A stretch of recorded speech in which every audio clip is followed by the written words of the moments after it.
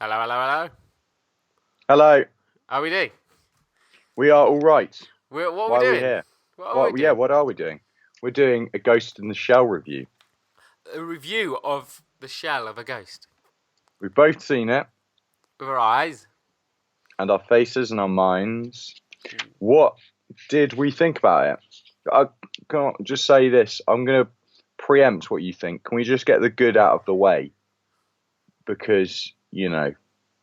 then we can get onto the meat of the review. Right. Well, do you want me to go first? Yeah, go ahead. All right. Well, it didn't grab me at all. I said let's go on to the good.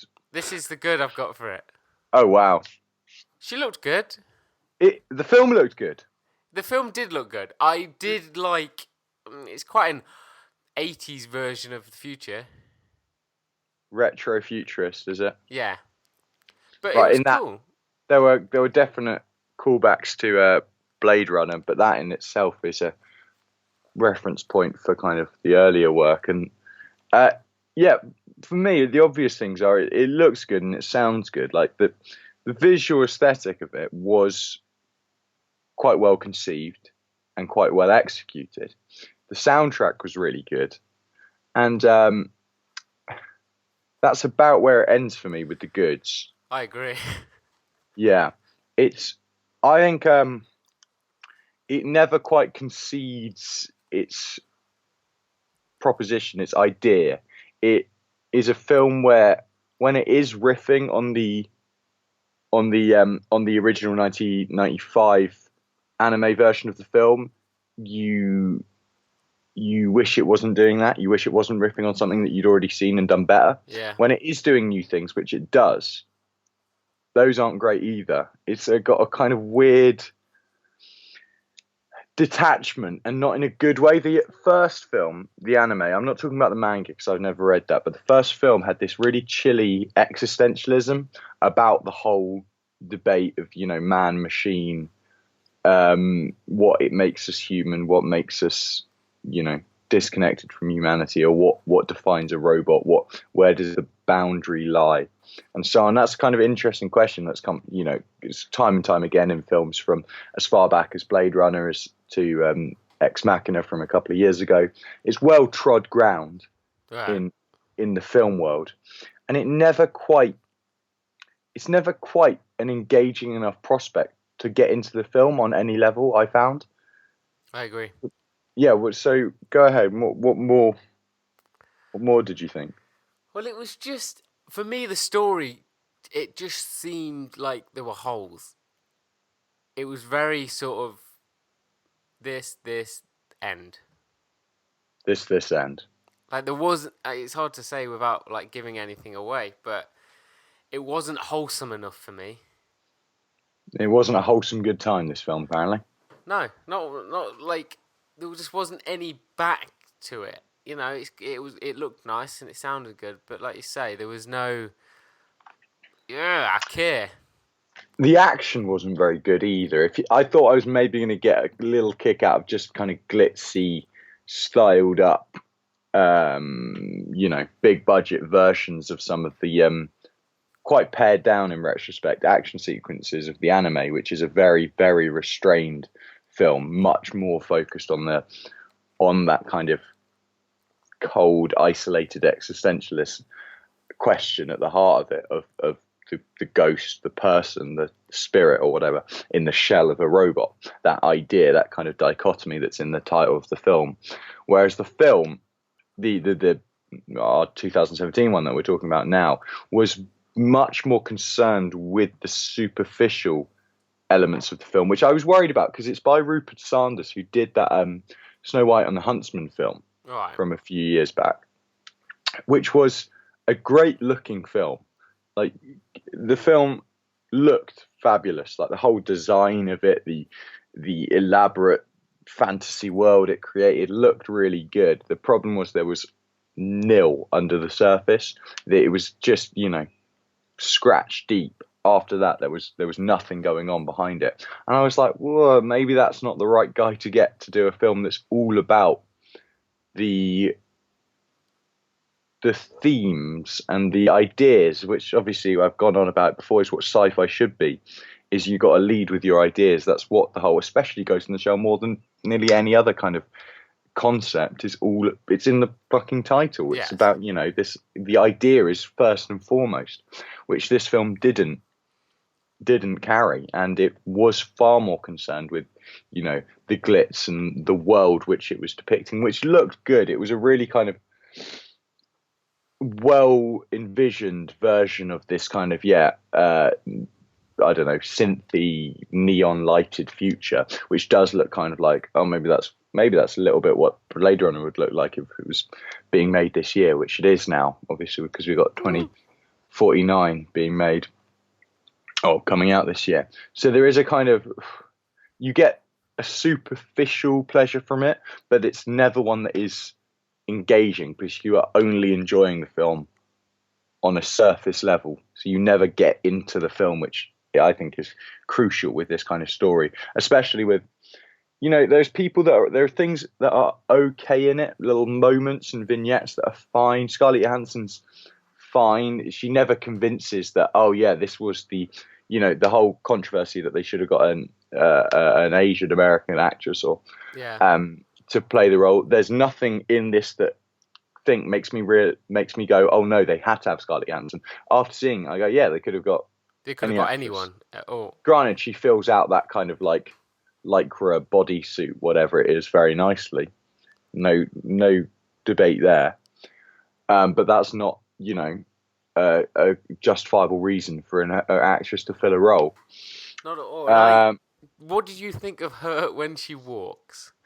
Yeah, this is an issue. It goes right down to the kind of minutiae of how she chooses to play the character. She does it in this kind of oddly stilted, what's meant to be a kind of robotic gait, which doesn't come across as this.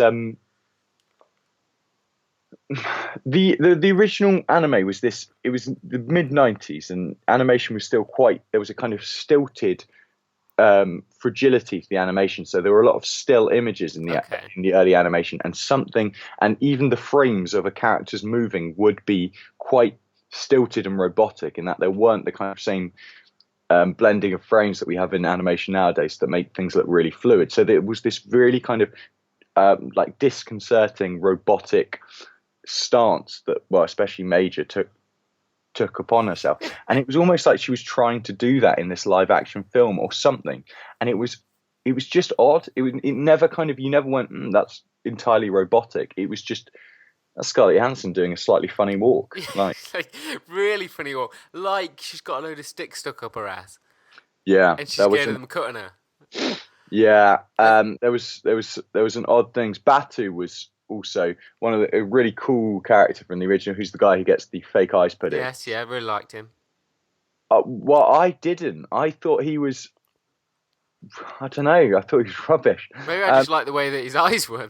I liked the way his eyes were, but he's by the actor who's playing him, a guy called Pilu Asbek or something like that. But in the original, he always has these little robot eyes. Yeah. So I was kind of seeing him without them. I was like, I do not like this at all. But and the guy's a good actor. I think he's a Danish actor. He was in a few Scando films called A Hijacking and A War, which he's absolutely brilliant in, and he carries a hijacking. And just seeing him in this I felt it was just like, it wasn't something I couldn't even let myself engage with him, just from how he was made up and how he was being directed. I found it a really kind of just unengaging presence. The only person I did kind of like was Takeshi Kitano's character, who plays the kind of boss of their squad. Yes, he's smooth. He's smooth, but he's also underutilized. He's a classic Japanese actor who's in all the dozens of John Woo films. He's a director himself. He goes by Beat Takeshi Kitano. He's in the Zatoichi films and things like that, and he's a badass. And I did get a little kick when which is a callback to the original source material, when he whips out his 6-shooter and then takes out a load of guys and then says something like, "You don't send a rabbit to kill a fox," or something like that. And I was kind of like, he's a badass, so he kind of sells that, and you're like, that's quite a cool little bit, and it looked good. It's a well shot film. It's just apart from those kind of real light superficial kicks I got from it, there was nothing else that did anything for me. That was my same response, and I was kind of expecting you to go either way, same sort of way as me, or to be like, "Fuck, you loved it because it was so true to the original." But that was the thing; I hadn't seen the original. That's how I went into it. Well, the bits that were true to the original, you're like, well, the original did this in a far more interesting and I don't know, challenging way, and the bits that it doesn't do new, like the whole. Well, I'm not gonna. I don't really want to go into spoilers, but the way it deals with an early antagonist, the kind of what you think is going to be the main antagonist in this Yes. film, is set up actually quite nicely. That was possibly the way he was set up at first with this kind of, it's in the trailer, with his kind of like clicking, almost roboticized voice, as if he's like using a machine to talk, stuff like that. I was quite like, he's got a bit of a presence. He's quite sinister. It's quite interesting. And then no, he just becomes, I don't know, I'm not going to give it too away, but well, it becomes totally uninteresting, and how they proceed with the main antagonist, which this is no spoiler. The main antagonist, you see him in the first minute of the film, and he's played by a excellent British actor, one of our best, called what's it? I don't want to say Peter Fernando because it's not Fernando, but it's something just a bit like that. Ferdinando. There you go. Who's one of our best actors. Really like comedian, like he can just take on any role. And in this, he's just rela corporate villain McVillaface, who in the first 2 minutes you're looking at him going, well, obviously he's a bad guy. Yes. He's got, like, what? There's no aspersions to him being a twist. Obviously, he's the head of the kind of cybernetics corporation that made Major and so on and things like that. And it's just like, well, he's the bad guy. And obviously, in the end, he's the big bad guy with tanks that shoot things at people. And there's none of this kind of like, the line between good and bad and hero and villain and like terrorist and police in the original is really blurred. You almost can't really pick up on who's what their motivations are until you kind of really gone into it or watched it a few times. So it's just a real shame to see it kind of relegated to such a kind of Obvious. the head of the cybernetics corporation. They're the bad guy. We've got to just take them out. It's just a bit. Well, it's nothing we haven't seen before, Not at all. It was just like watching, you felt like you watched it before. The story was just nothing. Nothing.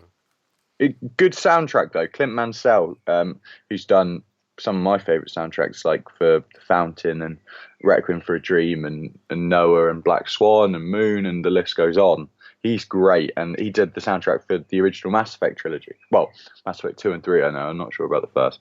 But his soundtrack was good, and yeah, which is surprising because the soundtrack for the original is so good, and I was at first going to be a little bit miffed that they weren't using the same weird choral chanting that they do in the original, which does pop up in the end credits of this version. But overall, I mean, I'm not up on it. What's your out of 5 rating? If I'm going to do it out of 5, I'm going to give it a 2. I would say exactly the same.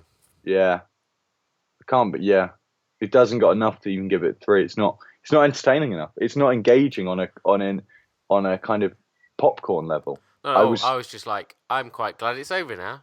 Yeah, my girlfriend pointed out, she was like, you were moving so much, and I was like, she was like complaining like that I was moving around too much. I was like, just bored. I was just restless. Yeah, it's a shame. It's a shame, and it seems like a bit of a waste opportunity. And and that's like, this is the thing. It's like, it's not something that totally makes up a bad film. It's not like badly made. It's just not. It doesn't convince. It doesn't sell itself. It's just a bit of a shame. Not at all. Not at all. Right. That's it. That's Out. it. That is the Ghost in the Shell. Bye.